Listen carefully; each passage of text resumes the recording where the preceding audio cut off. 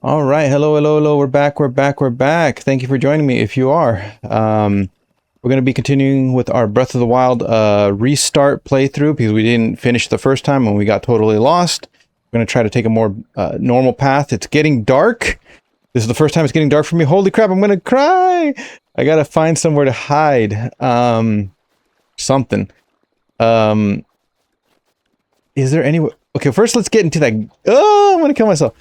Uh, let's see if we can go in our first shrine of this playthrough. If we can go in. I think we can go in. Yay, we can go in and start figuring it out. I'm supposed to be going to the church, but let me get in here real quick so then we don't have to worry about the night. Okay. And then I'll, really get into what we're going to be doing. Anyway, so we got about 40 minutes to play. I really tried to play yesterday, but again, I'll explain that in a moment. Now I'll explain it now. Yeah, I'm trying to play more and more, but literally this is what always happens. Like I'm getting ready to play a game a little bit at night, and literally, okay, wait, did we get the magnet thing? Wait, we didn't get shit, so we can't do nothing. Right? Wait, we can't do nothing. Wait, can we get it here? Okay, cool. Okay, we get it from these things. That's right. I totally forgot. Yeah, authenticated distilling rune. Yeah, drip it on me. All right. Hurry it up. Is it possible for me to skip this? No, I cannot. All right. Magnetism power, first one. Thank you. All right, cool. Then we can start doing all the cool stuff. Thank you. All right. Real quick, let's get situated first. So again, yesterday I tried to play the game, and right when I was about to play, well, one of my family members that lives in another country basically called me, and I've been wanting to talk to them for a while. We ended up talking to it for an hour, and then by the time I finished, it was already basically almost midnight, and I didn't have much time left. So I'm just like, I can't get into it. I have to wake up in a few hours. That's just the way it is. These things constantly happen to me. Family comes first. All right, so we're going to get into it. So as you can see, the handsome man in the bottom corner, it's Hasan, the political commentator, and he's going to be talking to Khanna, the congressman, I believe, in America, and he just went to Israel, and then he went to the West Bank, Gaza, to get the Palestinian side of what's happening to them recently, which is the genocide. And, because he's already gone to Israel quite a few times, Khanna has. He's gone to Israel a few times, but if you go to Israel as a politician, basically they control what you see. So he wanted to basically see through the Palestinian side without any escorts or anything like that. Any compromised escorts, let's just say that. And basically he saw what's really going on, and he's going to talk with Hasan about it. And the big thing that happened, he was basically detained for, I believe, an hour. And honestly, he could have been executed if he wasn't, careful. Again, he basically sees like how the land is being stolen and just how they're being treated on a daily basis. And we're going to get into it right now. Hasan, we're probably not going to watch the full thing. It's like about an hour long, I believe, if I remember correctly. So we're just going to get into it. Again, this is important because a lot of people don't know what's going on. Again, we're all busy with our daily lives, and me playing this game I do not wish to downplay the severity of the situation. It's a very serious thing, but this is my relaxed time, and I just want to spread some of the news that's going around. This is the only time I have, basically. If I'm not playing this, I'm working on something or trying to take care of basically family, or trying to take care of my own health. There's a lot of stuff that just constantly schedule. Anyways, real quick, we'll get into that after, towards the end. There's a few other things that I'll probably talk about after we watch some of the video. Anyways, let's get to it. Hope the volume's set correctly. I hope so. All right. To the broadcast. I'm doing all right. How are you doing? You had a fairly traumatic experience, from what I understand. You went to the West Bank and you were, by your own admission, detained for Mhm. over an hour, first by some settlers in the West Bank and then also by the Israeli Defense Force. And that detention continued when they arrived on scene. First of all, I want to talk to you about your experience, Awesome. but right before we get into that, we just watched Benjamin Netanyahu respond on Meet the Press to some of the experiences that you had. I'm sure you've heard it by now because you were on Meet the Press, I suspect, earlier Yeah. today. What did you have to say for Benjamin Netanyahu's commentary on this?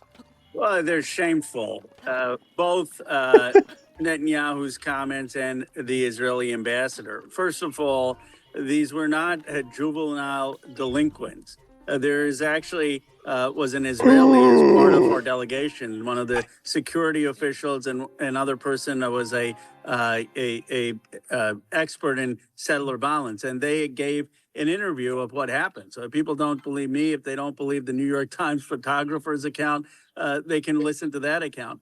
And what happened was that there were violent settlers who surrounded our van, brandishing M4s and fully armed, kicking the tires of the van, blockading our van in, wiping the windows, taunting us, laughing at us, videotaping us. Why were they there? Because we had the audacity to go to see the Zenuta village that had been burned and destroyed by Yanan Levy, who is an extremist Israeli settler. By the way, we also met earlier, a few hours earlier, Ottawa's brother, Khalil, who Yolan Levy murdered in cold blood. It's on a phone. You can actually see the video.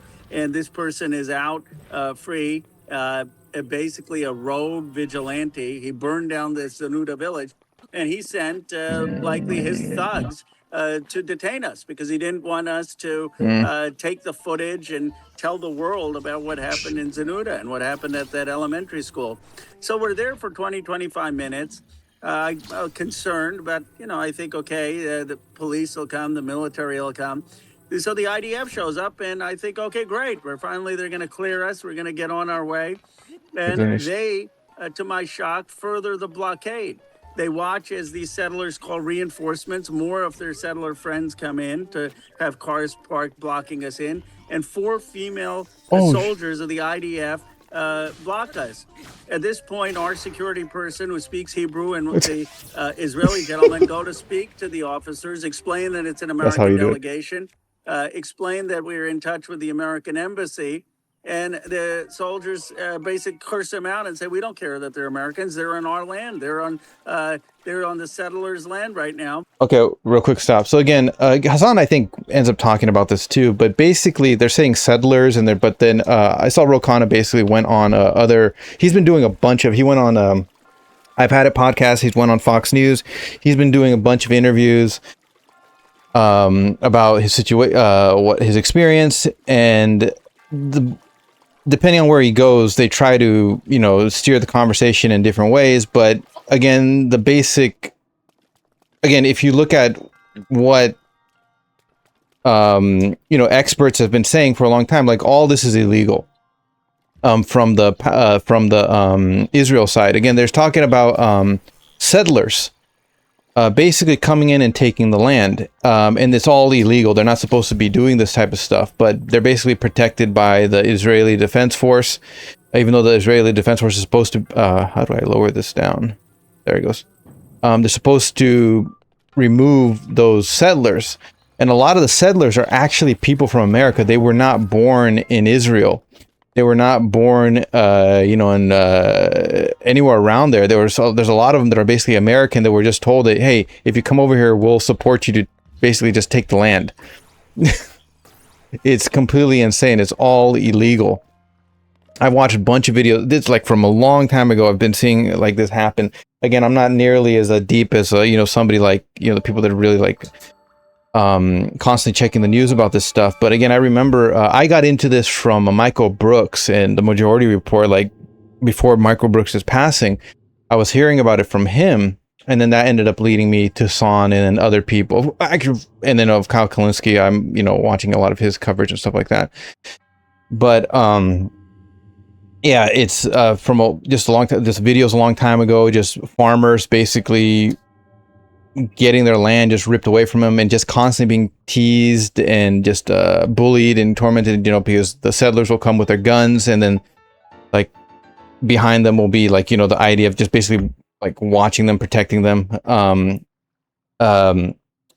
and it's just horrible, just getting their land taken, just being abused constantly. The farmers, the Palestinian farmers, will basically like they just kill me. Just you're taking my freaking land. This is all I have. It's just really really heartbreaking. Anyways, yeah. So Ro Khanna is basically detained. Let's continue with it. And you will stay here. Now, fortunately, we talked to David Brownstein at the embassy. He's a career person, number 2 person there.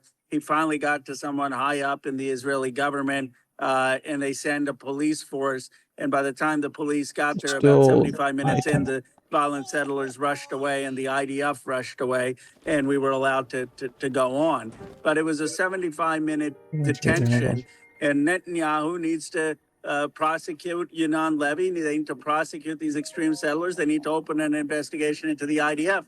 But what was even more offensive than Netanyahu's responses, and knowing that I was detained, an American congressman, was the Israeli ambassador's responses on Face the Nation. He says, how dare Ro Khanna go on a trip to the West Bank, Palestinian-led. He informed us he was going, but he didn't take up our offer to meet and coordinate with the Israeli government, as if that justifies being detained. I did that on purpose. I've been to Israel multiple times. I wanted to see the West Bank from the lens of the Palestinians. And that does not give the Israeli government the ability to detain an American congressman and American citizens. And if this would have happened anywhere else in the world almost, with a few exceptions, you would have the ambassador apologizing to the American people, not making excuses. Yeah, this would be a major international incident under any other circumstance, under normal circumstances. The question I have for you is, you've gotten additional insight that unfortunately many Congress members do not have, the perspective of the Palestinians in the West Bank and the brief trip that you had to the West Bank. What would you say if I were to ask you, like, an unaccountable force that is backed by U.S. taxpayers and backed by U.S. tax dollars gets to do this to an American congressperson? What would that force do to the average Palestinian, which, by the way, is, of course, illegal, because the Israeli occupation of the West Bank is illegal? Yep. I had no idea how bad it was until I went there. I've never International felt law, my race illegal. and being brown more than being in Palestine, in the occupied West Bank. And what I would plead with people is put aside your ideological abstractions. Put aside, whether you're pro-Israel, pro-Palestine, and just hear me out on the facts on the ground, because I didn't go there leaving as a politician. I left as a human being. I saw in Hebron the streets where Palestinians had shops, and above them lived the settlers, and the Palestinians had to put a metal barrier because the settlers would throw metal parts and rotten vegetables at them all day long. And now that they have some of those metal barriers, settlers still find the cracks to urinate on them and to put acid on them in the streets of Hebron. Man. I talked to a father who was an American citizen whose 14-year-old was killed by the IDF. The father said, yes, my son, he's an American, Palestinian American, and he was out, and he did throw some stones. And he did throw some stones at cars on the street. But the IDF soldier gunned him down with 21 bullets. 21 bullets. And he was talking with his wife about how they still have the bedroom of this 14-year-old son not redone. I talked to a family in Al-Khair who night after night sees settler violence, and their daughter, who is 18-year-old and studying to go to a university, had to flee in the night because settlers, while I was there the night before, were rattling on their doors, yelling curse words, attacking the house, and they put an Israeli flag on this Palestinian home that I was in. I talked to the brother, Khalil of Adwa, who was shot in cold blood by Yanan Levy. And Khalil says that he sees Yanan Levy 100 feet away from his village, and he can do nothing. I talked to a school principal who saw a shooter shoot at his school, like we see in America. And he showed me the site of the blood of a 15-year-old, 14, 15-year-old Palestinian kid. And I said, what happened to that settler who shot the school? He said, Congressman, the police, the IDF never even talked to me. They talked to no one in the school. He does not know whether there was an investigation. I talked to the mayor in Beit Sohar, who talked about how people in the summer come to him saying they don't have enough water to wash their clothes. This is a Christian majority town, who do not have enough water to flush their toilets if they just go urinate and don't take a bigger dump because the water shortage. The Palestinian Christians in Beit Sahur get 50 liters per capita of Sounds gonna be water, coming out soon. which is 50 liters less than the UN standard of what is required for a decent life, a dignified life. While the settlers just kilometers away get 400 liters per capita. And the Bet Sahur and Bethlehem are barred from drilling for more water under their own land. I could go on and on, Hassan, but Yes, the you one could. thing I hope I can do as Okay, real quick. start Bringing light again. So Rokana just rattled off a bunch of stories and situations that happen. For this probably what he was listening to from the people that live in Palestine and the citizens of Palestine. But there's this information again, just like all of the crap with Trump and all this stuff. There's been so much video out for so long, like of Trump's past wrongdoings and just the way he is. But this, I mean, because it's been going on for so long, the occupation in Palestine, from what people have, documented, there's so many crazy ass stories of just like how they're treated.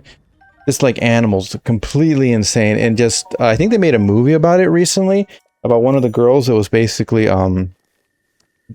she was trapped in a car talking to her aunt, and she was, oh man, it was just horrible. She was just, the IDF basically just turned the car into like, so I think like a tank basically came and basically just, like, it was just a girl in the car. And there's a recording of it, like a tape recording, and basically people, like, you could hear it live, like, happening. When that happened, this happened not too long ago, actually. I believe a year and a half ago. At this moment, I can't remember exactly, but it happened. As I already said, all the land being constantly taken. It's like there's so many videos that it all just like kind of meshes together, and that's the thing that people just, of course, it's far away, and it's not a lot of people's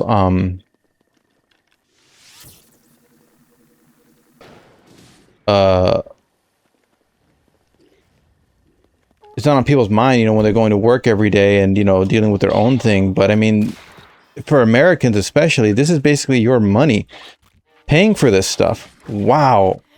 Oh, that's like a champion guy, right? That's what it is. Like all your money and all this, all of your, like, that should be going to your healthcare, your schools, and all this stuff. All the money is going to this other country to basically just do this to innocent people, children, women, men, just people just trying to live their own life. It's just horrible. And then, people talk about Hamas and all this type of stuff. The Hamas is war orphans, basically. Again, if you think about it, most of the older generation has already been been eliminated. For lack of a better word right now. So the only people, so many of the people of Hamas live are just the sons of the people that were taken out. They're orphans, basically. War orphans. It's just totally out of control. But there's just so much. And again, I watched a bunch of them, but it gets so hard to keep watching it. It's just really, really tough. Of course, and of course, there's people will point out there's some, Hamas did this to some Israel people. But yeah, we're looking at as I just said, you got to get out of the their territory. You're an invader. And by international law, whatever they do to you, if you're trying to take their land, is legal by international law. To release some of these videos and talk about this is put aside your ideology. Look at the facts on the ground. It is apartheid. It is inhumane. It is cruel. If you support Israel, it is humiliating what is happening in the occupied West Bank. And you have a police force and the IDF that is aligned by extremist settlers. In the same way, in Jim Crow during the segregationist South, police were often aligned with the segregationists. This is not ideological. These are the facts, and any American who goes there will see this with their own eyes. Your recognition of the Israeli apartheid is unfortunately not a commonly shared experience by the rest of the U.S. Congress. What is your message to your allies, both in the Democratic side, but even some of the other Congress members on the Republican side? What will it take for them to come to terms with the reality that every single humanitarian rights organization has recognized at this point that Israel is an apartheid state, that it maintains a very violent occupation over the lives of Palestinians that you now got a glimpse of in your brief experience in the West Bank? I think they just need to go there. They need to go spend 2 days there.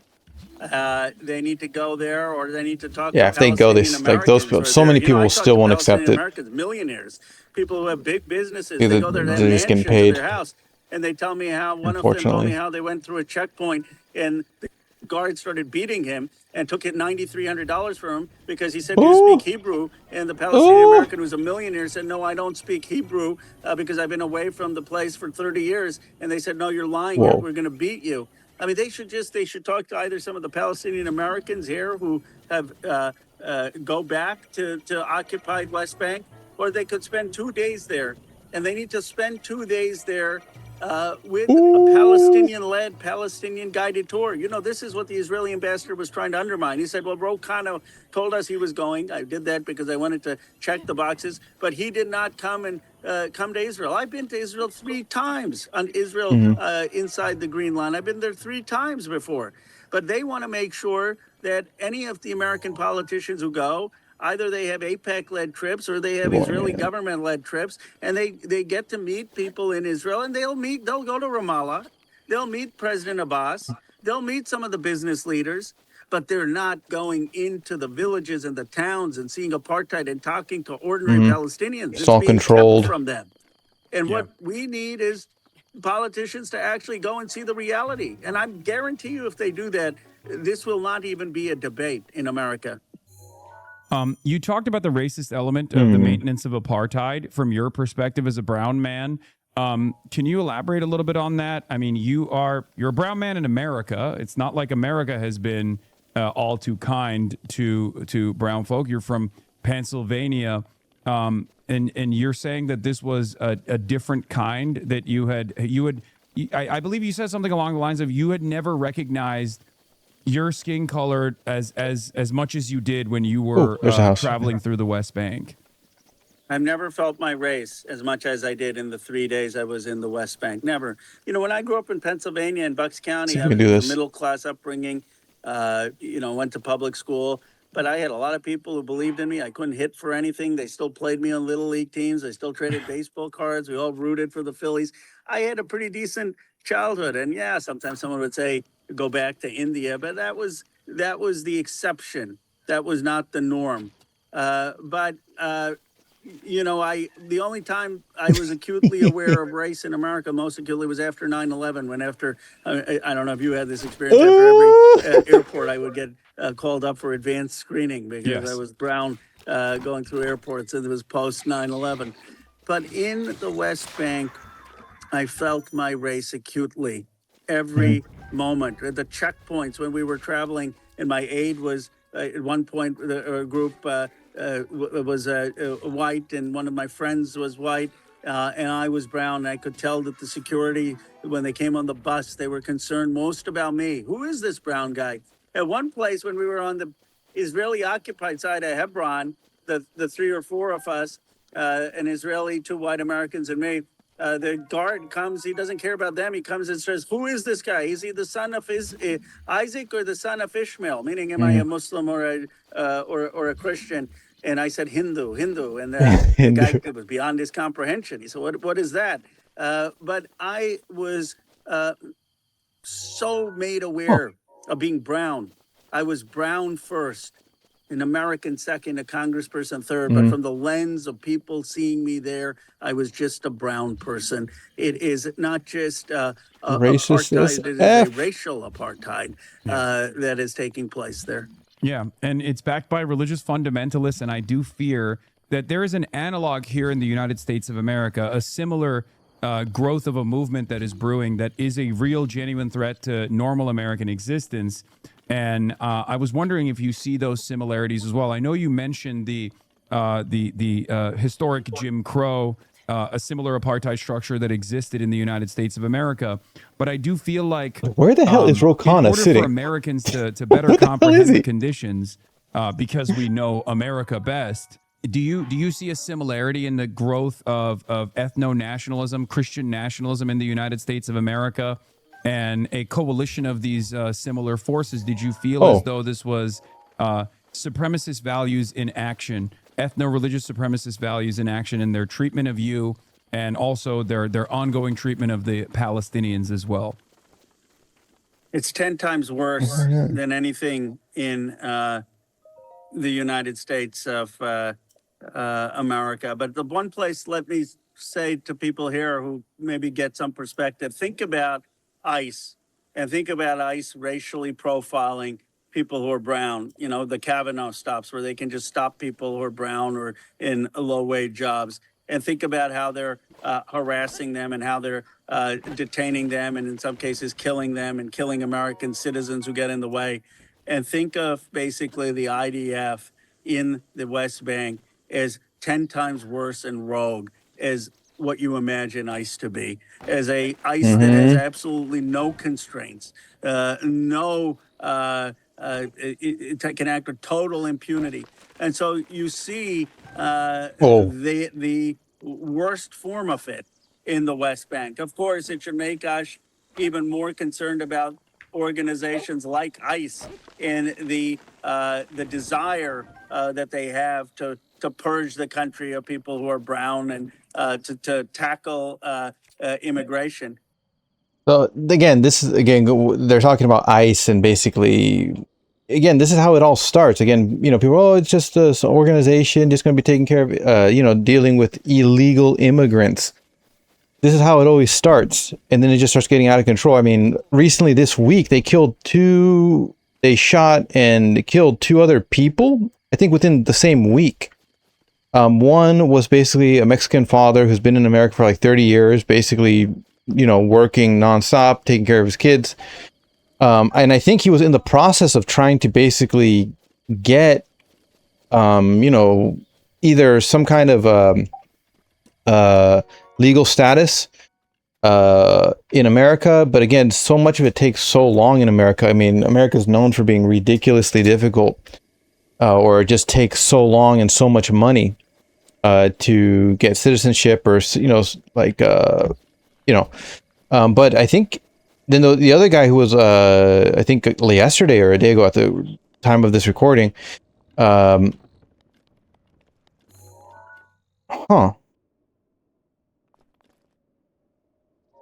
he had papers to work, and again, because this is so much, man. One of the guys that they ended up killing, he was the wrong guy that they were looking for. They were looking for somebody, and I think it ended up being the wrong guy. And another person they ended up killing, it was like he had paperwork to work. Like he's trying to work, and he has the paperwork, the documentation for it. But that's the thing, they want you to carry it around with you like all the goddamn time now.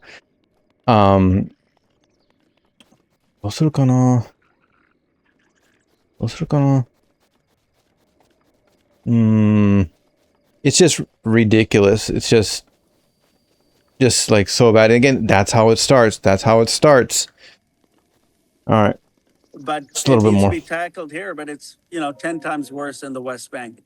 As an American citizen and as an American congressperson, as an American taxpayer, do you feel a sense of moral culpability as well with the ongoing occupation? Because once again, another aspect of this conversation that is not like academic, not theoretical, but very real is the illegality of this occupation, and yet no one talks about it. Do you feel like that we have an obligation to try to recalculate our relationship with the nation state of Israel? And what do you suggest that we can do as regular American citizens, and what can Congress do as well? Yes, I do feel a moral complicity and some moral guilt. You know, one of the reasons I want to share my own evolution is that we need that kind of evolution in America. I voted for a lot of the aid before October 7th. I voted for those bills. And the irony that they're taking the money I voted for to detain me. I mean, to detain Americans there. It's almost a terrible twist of fate, sort of teaching a lesson of justice. But, you know, I've had deep roots in my grandfather and standing up for independence in India and fighting colonialism. And I worked against the war to stop the war in Yemen. And I ran against the first Iraq war. And I've been active in trying to stop the war in Iran. But I was not initially, before October 7th, an activist on the Palestinian issue. But I just saw on my phone the brutal killing of children in Gaza. Yeah. I said it's a genocide. And I voted against, for the first time, the aid with Biden, the supplemental bill. They said my political career was over when I voted with 37 other Democrats against that aid. I questioned my own president, as you know, because we met in Chicago. And I was against the Biden then and what the Biden administration was doing, and that not having a Palestinian speak. But I have become more and more convinced of the moral stakes of this issue. And at this point, Israel is acting in a rogue way with an apartheid state in the West Bank and is committed genocide in Gaza. We need to end all aid. It's not just academic. We have a vote on the Massey Amendment coming up next week. I mean, are they really going to vote for aid after Israel's foreign government just detained an American congressman and 4 American citizens, and they're just cut off the aid, cut off the weapons, cut off support? You're going to give aid to this country? We need to stop giving military sales to Israel that is using these sales to commit genocide. And we need to be very clear about the terms, because words matter. Apartheid and genocide, they matter. And I really believe that there's a reckoning that's coming, because young people, both Democrats and Republicans, get this. As far as a member of Congress and just Americans broadly, we do have a lot of power and a lot of influence over the country of Israel. Now, a lot of people here in the United States sometimes get that relationship wrong. And part of that is because of the prominence of pro-Israel voices in American Congress. But there's this attitude that, you know, Israel controls the United States of America. It's actually the exact opposite, where America has tremendous control over the nation state of Israel. Now, of course, with your recent experience in Israel and the lack of support that you've seen, or even the impunity that you have heard from Israeli officials, you might have a different perspective on this as well. But the reason why I keep bringing this up is because there are mechanisms in play of ensuring that Israel actually is held accountable. So I want to ask you about some of those mechanisms in play. I think you brought up the fact that you know we shouldn't be giving aid to Israel as long as Israel is obviously in violation of international law, and that's one of them. Obviously, like forcing Congress to abide by existing laws like the Leahy Law is a good start, but I want to hear your perspective on additional financial sanctions. Even someone like Rahm Emanuel, who has, you know, long been a supporter of Israel, whose father actually was a part of the early Zionist militias himself, came out while you were in the West Bank. He was at Tel Aviv University, and he delivered a speech. And in this speech, he talked about comprehensive sanctions on Israeli banks. And he even went as far as to say every single Israeli bank has a branch in the West Bank.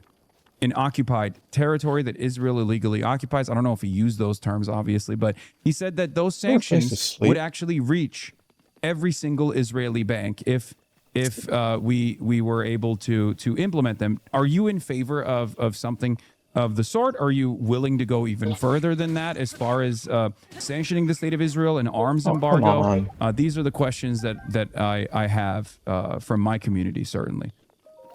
Yeah, I think that that's just a start. Of course, we should be sanctioning the banks and the construction and the financing of construction and illegal settlements in the All right. West Bank. But we should be demanding not only that, we should be demanding the prosecution of your non-levy and Oh, the so I guess you can extremist just settlers. chuck it We like should be this. demanding the demolition of the outposts and the illegal settlements, even illegal under Israeli law, let alone Wait, illegal how do we do it? under international law. We should be sanctioning Ben Gvir and Smotrich and government Wait, officials that are what the? engaged in No! perpetrating apartheid. And so I would go beyond just the The banks hell? and deal with the construction of these settlements, deal with the How do I government throw? officials who are involved, demand the extremist settlers be prosecuted, and demand the removal of these outposts and Why settlements, can't I which throw is it? not just theoretical. That would improve daily life for Palestinians today if we Yeah. could get Oh, rid like of the that. Okay. outposts and the settlers and the illegal settlements while we work towards Palestinian self-determination. That would make a difference today Okay, if we just did that that, straight and up. the Okay, cool. president should do that. I appreciated Ram's point, but I don't get this 23 nation stuff. I mean, like we can tell Israel what to do. We're not we don't Just break it up into 23. Break up Israel and Palestine into 23 different countries. Like, how small would that be? It's like insane. Like with some of the people's plans, it makes no goddamn sense. The problem is, you know, there's like people have been debating for a while, like make it the two-state solution, or one state. Basically, from what I've seen, the two-state solution is basically impossible now because Israel has taken so much land. They've been like invading. Again, it's just like, the Native Americans, what America did to the Native Americans, the American government. They've taken so much land. I mean, you have to just make it a equal country for the people that's living there. The only other way is basically you have to get rid of the settlers then, and then there's going to be less settlers. There's going to be less Jewish people overall, if that's what you want. If you want to make it a two-state and make it even, you have to give them back their land, but they're probably not going to want to do like 100% cut. So you're going to have to basically just make it a even democracy. Everybody's equal in Israel. Not Israel, but basically, well, if they just made like a new country, basically. Anyways, we're going to be stopping the video right now. We're going to be continuing. Let me check the time real quick. Let me check. All right. We're going to be finishing it up really soon, almost up to 40 minutes right now. Again, this type of information is important because so many people just don't know what's going on. I mean, a lot of the information isn't shown on normal TV, and a lot of it because it's so freaking horrific. Like, there's just so much. It's just insane. You have to remember, again, during the, what was it, like, October 7th, which was about 1,200 Israelis were lost their lives. Oh, cool. But oh,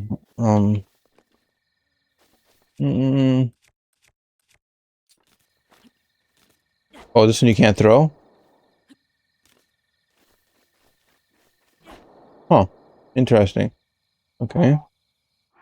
But now to the Palestinians, over 50,000 have lost their lives. Way over 50,000. I'm just saying that as just most. It's just so much, man. It's just so much. We don't know the exact number because Israel keeps taking out the journalists. I think it's like 100, over 120, 140 journalists have been taken out. And again, these are numbers that I've heard before, and I could be wrong now because I haven't checked like the most current data, but it's just like, it just keeps happening. Chickaloo tree nut. I don't think I've ever gotten. Small birds love this nut. You can eat it raw for a minor effect, but it can also be added to spicy. Oh, was it this? No.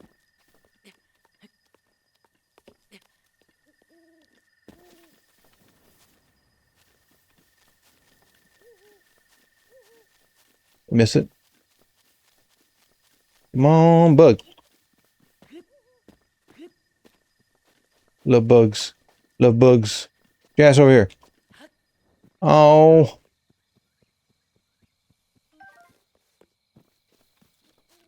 Is that fire over there? All right, we're gonna be finishing it up soon. Whoa. Oh, okay. Huh. Was that always there? All right. Again, we're going to be finishing it up, as I keep saying. Real quick, again, one of the reasons why I was late, I wanted to start making this video a little bit sooner, but again, I ended up getting caught up with Damian Salazar, the YouTuber that makes street performance guitar videos. He started doing basically covers of Iron Maiden's The Trooper. He usually does like other songs, and he does live performances of Fear in the Dark, and he started doing The Trooper, so I had to watch it. I ended up losing about 10 minutes watching the video. So that always happens to me. I end up getting like distracted by those type of things.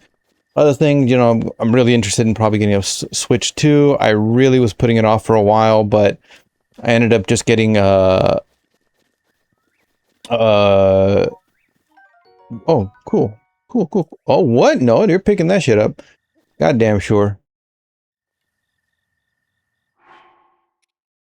Didn't I drop the other one? I ended up picking up again. Yeah, I think it's just time. Because a bunch of the games that I'm now interested in, like Ratatan and a few others, I'm really looking forward to playing them. And it's only on Switch 2, unfortunately. But not even. The hell was that? Sorry, my bad. But goddamn, it's just so expensive. The Switch 2 should not be like $500 to $600. It's so stupid. And then the Japanese version and the like American version, it's like, what are these companies doing? Again, Sony's basically screwing up with the no physical media. You know, Nintendo is trying to, you know, control with they're saying it's because, you know, make it cheaper for the whatever, for the game companies to make the games right. They can't put all the data on the disc. It's just, come on.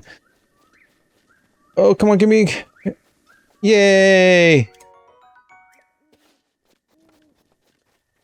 You got one. You gotta run. You gotta run.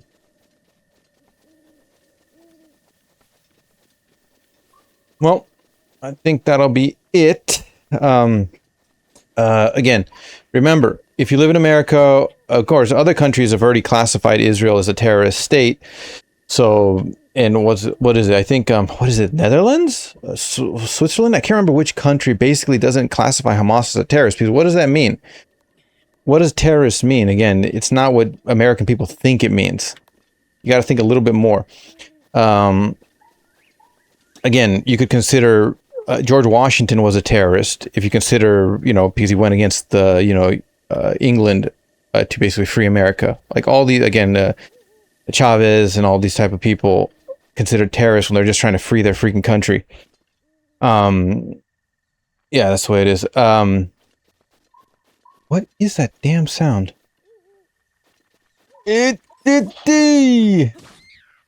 Anyways, I would recommend watching the rest of the video from Hasan. Again, they get into just some more information, but you got the basic gist of it. But if you want to learn more, like more serious information in a more digestible way, besides reading actually the books, you know, you could watch Overzealous. You know, he's a YouTuber, a documentary YouTuber, and he does, you know, good videos about the history of Palestine and the occupation. Very streamlined way. And a lot of information. But easy to understand from my point of view. Overzealous is there's a bunch of people. Noah Samson, all these people. And they just there's a lot of other stuff going on with the internet YouTuber things, but yeah, a lot of drama. Not with them. Other people bring the drama. Anyways, take care of yourselves and once you love. We're gonna finish it up. I hope I don't get knocked off this thing. Oh, shut the hell up! Leave me alone. How did you see me? What? How? I'm way over here. Stop. Wait. Shut up! I didn't do anything. Do you guys see better at night? What the hell are they talking about? Is there something else attacking them? Is the daytime coming up now? Shut the hell up! Alright. What is that? Oh, it's another one. Oh, so much to do! This game is awesome! Shut the hell up! Get over here! Okay. Alright. Alright. Anyways, wherever you are, take care of yourselves and what you love. Let's see if we can keep it going. Oh, shut up, man. Come on. I don't know how many goddamn times I gotta wait for you. Alright, the sun's coming back out. It's a good time to stop and then we'll be able to continue tomorrow. Alright. Alright. Save it.